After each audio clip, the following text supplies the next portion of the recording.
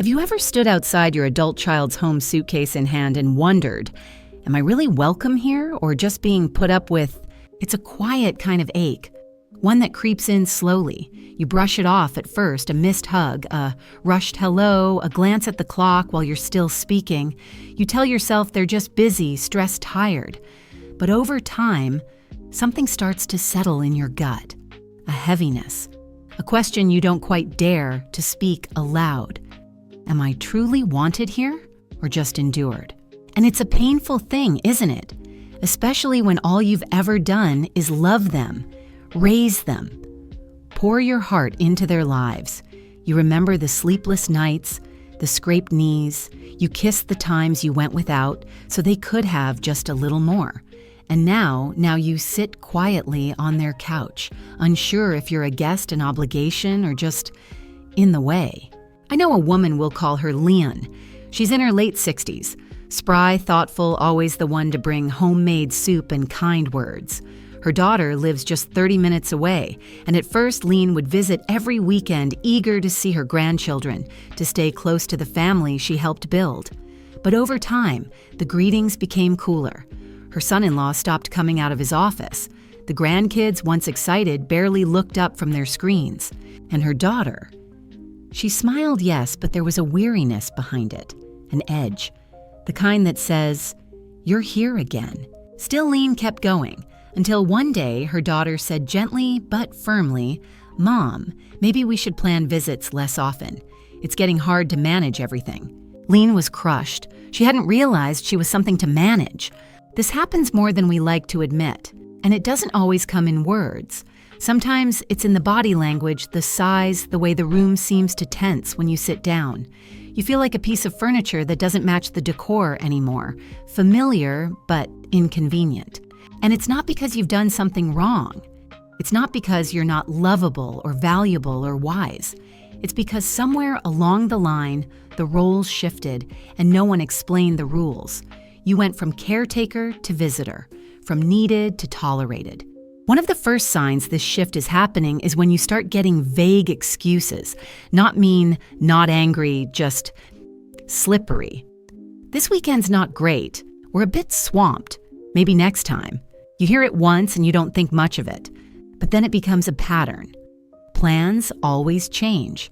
Visits always shorten. And you're left wondering why your presence seems so heavy to them when it used to be light. Another sign, one that's easy to overlook, is when conversation becomes shallow. You try to ask how things are going, but you get one-word answers. They don't ask about you. You feel like a piece of scenery someone to smile at, not really talk to. You might be told you're too nosy or that you worry too much, but really, you're just trying to stay connected. And that effort is quietly dismissed.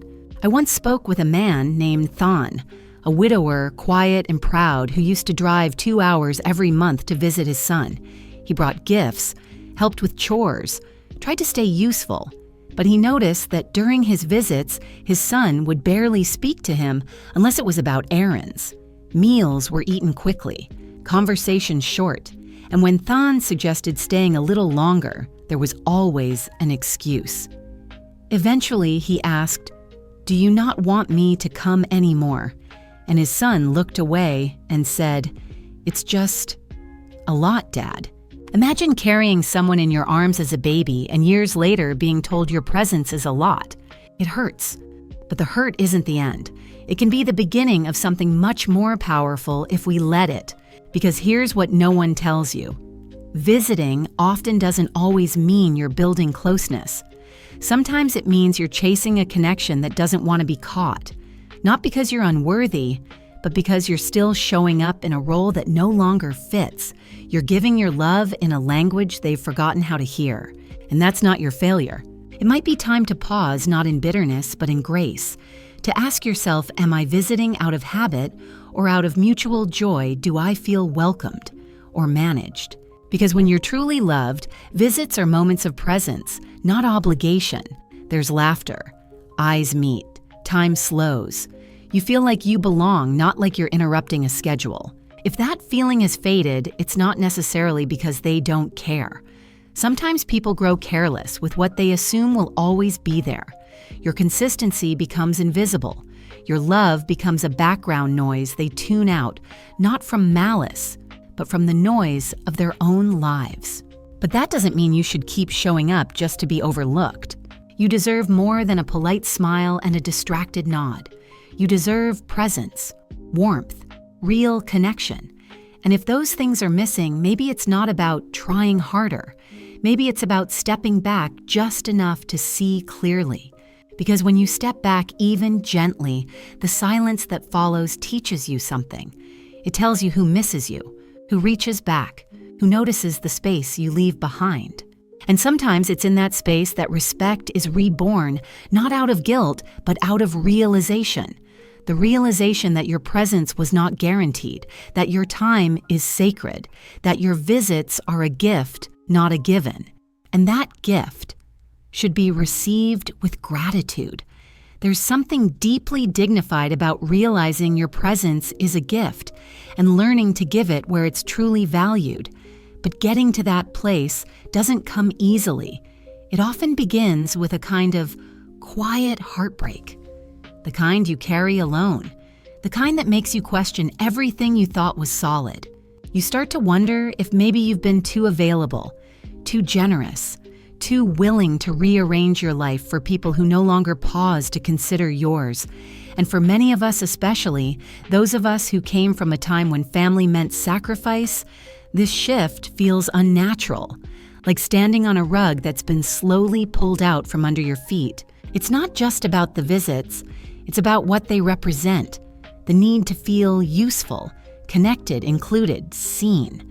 And so often, without noticing, we fall into emotional habits meant to protect that connection. We try harder. We stay longer. We offer more than what's asked. We laugh things off even when they sting. We become careful not to ruffle feathers, not because we're weak, but because we're afraid of being left out entirely. There's a man I knew once, Nguyen, 71, former school principal, strong-willed, sharp, deeply respected in his community. But in his son's home, he became small. He spoke less, asked for nothing, always brought something when he visited, tried not to be a burden. He told me when I'm there I walk on eggshells. I don't even sit until I'm told where. I wait to be asked if I want tea. I feel like a stranger in my own family. I asked him why he kept going back. He looked down and said, "Because I don't want them to forget I exist." That sentence stayed with me for a long time. How many of us have traded our comfort, our dignity, our truth, just to remain in the room? And yet, what if the very thing we fear stepping back might be the beginning of something deeper, not the end? Helen, a widow in her mid-60s, used to visit her daughter weekly. She cooked, cleaned, picked up the kids from school. She never said no, even when her knees hurt or her heart was heavy. Then one day her daughter said, "Without malice, Mom, sometimes it feels like you're always here." Helen didn't argue. She just nodded, went home, and sat with that sentence for a long time. And then she stopped showing up uninvited. She stopped offering help before being asked. She stopped folding herself into a life that had stopped making space for her. It was hard at first. The phone didn't ring for days. The silence felt like punishment. But slowly she began filling her time with things that fed her spirit. She joined a walking group, took a ceramics class, called up old friends she hadn't seen in years. And then something unexpected happened. Her daughter called, not to ask for help, but to talk, really talk. The tone was different, softer, curious, respectful. Because sometimes people can't see who you are until you stop standing in their shadow. And this is where that quiet shift begins, when you stop trying to earn love and instead begin to live in a way that honors your own heart. It's not about shutting people out. It's about inviting yourself back into your time, back into your joy, back into your voice. There's no shame in wanting to be close to your children, but there is harm in losing yourself in the process. When your love becomes a performance, a negotiation, a silent plea to be welcomed, you begin to fade from your own life. You might notice it in the way you start second-guessing yourself. Should I say that? Did I overstay? Was that helpful or annoying? These are not the questions of someone who feels at home. These are the questions of someone walking a tightrope, hoping not to fall. But what if you stepped off the rope altogether? What if you stopped measuring your worth by how often you're invited over or how cheerfully your presence is received? What if you let go of the script and wrote a new one? It doesn't have to be loud or dramatic. It starts in small, steady acts. Saying not today when your body is tired. Declining a visit if the timing doesn't feel right. Speaking clearly when something hurts without shrinking. Being yourself, not a version of you they find easier to manage. And yes, this can feel scary, especially if you've spent a lifetime being the peacekeeper, the helper, the one who always shows up, especially if your love language has always been giving. But here's the truth, love that requires you to disappear is not love, it's performance. And you were never meant to be a performer in your own family. You were meant to be seen, to be valued, to be received. So if you've started to feel like your presence is barely tolerated if you walk away from visits feeling smaller, not fuller, maybe it's time to ask yourself, what would change if I stopped showing up out of fear and started showing up only when it's mutual? Because love should not be felt as a burden. Your presence should not feel like a problem to solve. And your heart. It should not have to whisper to be heard. When you begin to visit your children not out of habit or longing, but from a place of calm, mutual respect, something starts to shift, not just in them, but in you. And it's not the kind of shift that anyone else might notice at first. It's not loud. It doesn't come with fanfare. But inside, you feel it like the soft click of something falling into place. It's the peace of knowing you don't have to be constantly present to be truly seen. And it starts with how you show up for yourself. You begin dressing again for you, not for impressions. You sit at your kitchen table and enjoy a quiet cup of tea without checking the phone every 5 minutes. You let the stillness return without filling it with worry. And then without warning, your mind begins to lift. That heavy fog of doubt of always wondering what they think of you, what they're saying after you leave. It begins to fade. Frank, a retired mechanic, told me about the first time he said no to visiting his son's house for the 3rd weekend in a row. I realized I was going just so I wouldn't be forgotten, he said. But I was forgetting myself in the process. That weekend, instead of sitting quietly on a too small couch, scrolling on his phone while his son worked in another room, Frank went to a small community event at the park. He met a woman there who shared his love of old blues records. They started trading favorite tracks and talking about everything but family, and for the first time in a long time, he laughed without trying. It wasn't dramatic, but it was freeing. Sometimes we don't realize how much of ourselves we've set aside, how much mental sharpness and joy we've lost until we step out of that pattern of waiting to be wanted. And what happens when you start reclaiming that space? Often the people who once took you for granted begin to notice. Not because you make a scene, not because you send long messages explaining how hurt you've been, but because your absence speaks a different kind of language. It says, I love you, but I won't chase you. It says, I am whole whether you see it or not.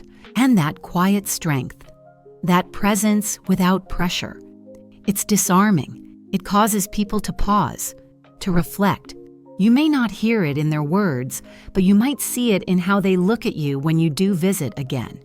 Maybe they sit a little closer. Maybe they put their phone down. Maybe they finally ask, what have you been up to lately? Because now you're not visiting with the quiet question, am I welcome here? You're visiting with the quiet knowing I am full, and I bring that fullness with me.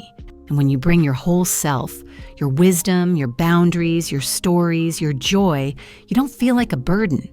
You feel like a person, a presence, a light.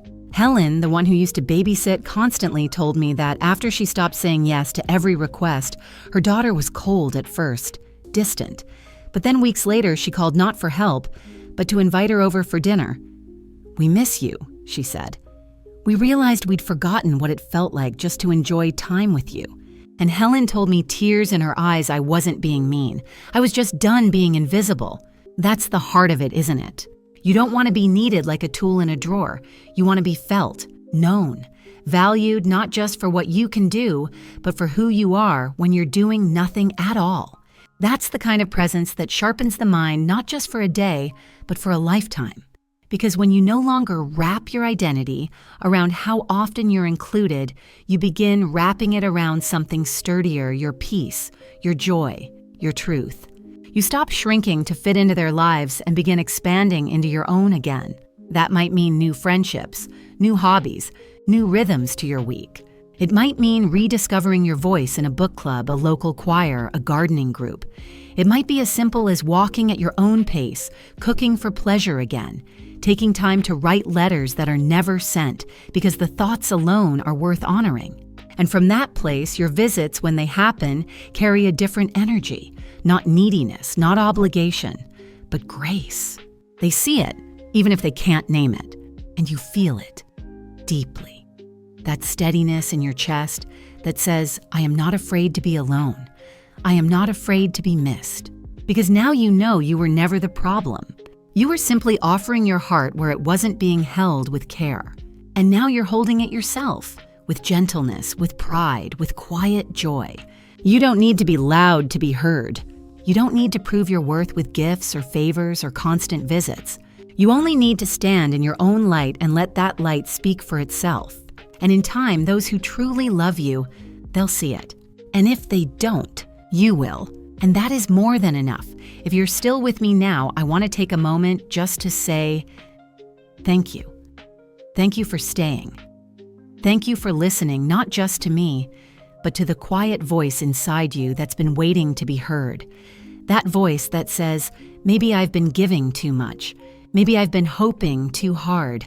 Maybe it's time I gave a little of that care back to myself. That voice isn't selfish, it's sacred.